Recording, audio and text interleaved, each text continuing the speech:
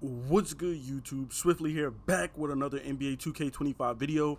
And in today's video, I have another episode of Rare Builds for you guys. Now, recently on one of my videos, a subscriber asked if we can create a board hunting skill stretch. So, as you can see on your screen, today's episode, we are going to be creating a board hunting skill stretch. With that being said, let's jump right into the build. Now, obviously, you have to make this build at the power forward position. Otherwise, you won't get the name skill stretch or whatever. It'll be something totally different. Height, I went 6'7" on the height. Weight, I kept it the default weight at 240 pounds, and then on the wingspan I actually went up to 7'3", just so that we can get higher rebounding, so we could get that board hunting name, because you do have to reach a certain threshold to get board hunting in your name. Excuse me. With that being said, let's get into our attributes. Now, for our finishing, I went with a 74 close shot.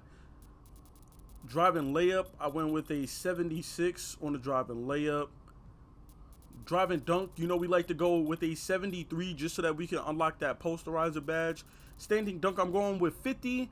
As you guys know, 40 and 45 unlocks the like really cheap default standing dunk animations. It's not going to unlock any contact dunks or anything like that, or big man contacts, but it's enough to get the standing dunk animations. And I like to have as many dunk packages and animations as I can, because a lot of people don't know this, but you're more likely to trigger a dunk if you have standing dunks and driving dunks versus just driving dunks. So if you're wondering why sometimes you only lay the ball up or you're not dunking as often, you want to have as many dunk animations that you can, whether it's standing, driving, reverses. You want to have like a dunk animation for every single part of the court so you can dunk more often. So that's why I try to always get at least a minimum of a 40 standing dunk if we can.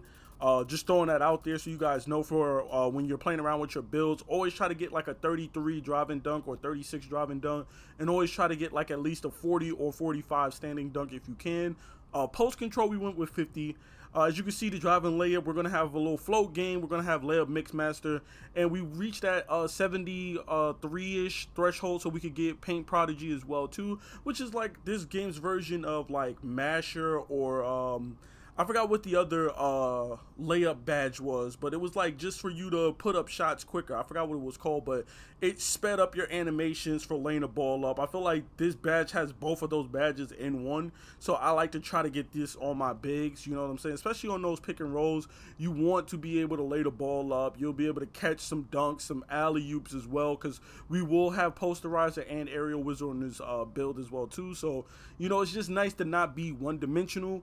For the shooting, we're going with a 74 on the midi, and then we're going with a 79 maxed out on a 3-ball. Now I'm going to back out and just show you guys briefly that this build does go up to an 87 mid-range, so you can upgrade these badges and get a higher level, you know, of Deadeye, Shifty Shooter and whatnot on this build. If you decide to use your cap breakers on the mid-range, although I probably wouldn't recommend that. I would probably recommend putting it on defense. But if I was making this build, I would probably put this on defense. But if you want to be a better shooter, you can put, your mid-range all the way up, just so that you could be a better shooter and get better badges. But this is what we're going with for shooting. And then for the free throw, we're going with the 73. Obviously, if you only play park, you don't have to go with the 73 free throw, but I would recommend you throw the 73 on anyway, just because it's really cheap. It's not going to really, do much, and it just makes your player a better player, whether you're playing NBA My Career games or you're playing Rec 5v5 or Proving Grounds, Pro-Am, or whatever. It's just going to make your build better. You know what I mean? Moving on to our playmaking. Went too far there. We have an 82 on the pass accuracy, we have a 90 on the ball handle, and then we have an 80 on the speed with ball, getting a silver lightning launch, silver ankle assassin, gold handles for days, and silver unpluckable. We're also going to have that 82 pass accuracy, which is going to get us versatile visionary, which is good for, throwing those passes. You're not going to worry about throwing too many turnovers, because this game's version of like needle threader. Break starter silver and gold dimer, so when you do get those rebounds, you can't throw that down the court. And do keep in mind that your +1 is in play on this build, so you can always upgrade these badges just to get a little bit better.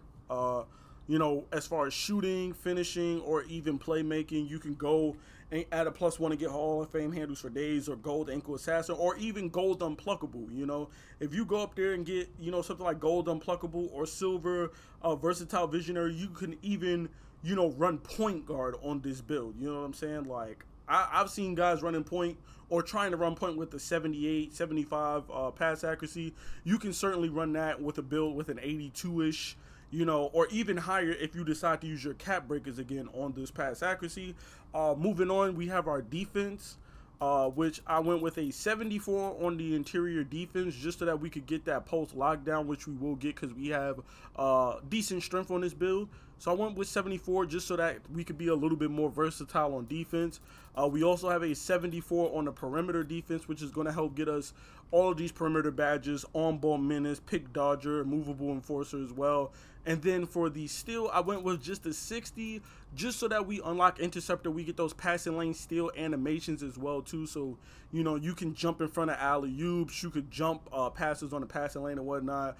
People are usually a little bit more risky with the passes going to the power forward and the center, because centers usually don't have like super high steals, but we are 6'7", and this build can get a 99 steal or 98 perimeter. So because of our height, we will be able to get a little bit higher steal, and you can always use your cap breakers on steal and, you know, go up to like what, a 75 steal if you manage to hit legend, which most people aren't. But still, even if you go, you know, plus 10 on it, that's still pretty nice. You know, you'll be able to reach on people and whatnot. Personally, I just wanted the 60 just for the animations, you know, that you will unlock with that 60 still with bronze interceptor. And then finally for our block, we have a 78 on the block. And the reason why I'm going 78 on the block is because that's going to unlock Paint Patroller, and it's going to unlock High Flying Denier when we put our vertical and speed up on this build. Just to make us a little bit better defensively. Like I said, I wanted to be a little versatile. I didn't want to just have perimeter defense and steal. I want that interior defense because we are a power forward. Even though we're undersized, we're going to make up for it with our physicals being faster and stronger. But, you know, I do like to have some interior, some perimeter, some steal, and some block. You can play inside and out on this build. Not that you're going to be a defensive powerhouse, even though, again, you use your cap breakers, like I said I would, on defense versus playmaking or shooting, and just upgrade your, you know, ability to get better. Like, you can put +5 on this and get a 79 interior. You could put +5 on this and get 79 perimeter defense. You know what I mean? You could even go up and get a better block. You see the block goes up to an 87 on this build. So, you know, you can do different things. And then moving on to our rebounding, obviously this is a board hunting build, so I'm maxing out at a 92, which is why I went with the 7'3" wingspan to increase the rebounding ability since we're 6'7". Gold rebound chaser, and then we're going with an 80 on the offensive rebound, because you have to reach a certain threshold on offensive rebound as well too. So you get the board hunting name. If you just max out defensive, you're not going to get the board hunting name, which is kind of... it's kind of dumb, but I understand. Like, I mean, you can still be a board hunter with a 99 defensive rebound. I don't think you have to be really good on the offensive side of the glass to be a board hunter, quote unquote. But because of the way the builder works, you do have to have offensive rebound as well as defensive rebound. So I went with an 80, 92 on the defensive rebound, which is going to get us gold rebound chaser. And with your +1, you can get that up to Hall of Fame rebound chaser, which is nice. Then for our physicals, we have an 89 on the speed. We have an 80 on the agility. On the strength, we have an 84, which you see is going to unlock physical finisher. We're going to have Hall of Fame strong handle, box out beast gold, silver brick wall, silver immovable enforcer, and bronze post lockdown, which is why I went with that 74 interior defense. And when you think about it, if you decide to, you could use your +1 on one of these badges. You know, you can go legendary strong handle. You know, you can go Hall of Fame box out beast, although I wouldn't do that over Hall of Fame rebound chaser itself. You could go gold brick wall or gold immovable enforcer and just get a little bit better on the perimeter. Again, like I said, it's totally up to you.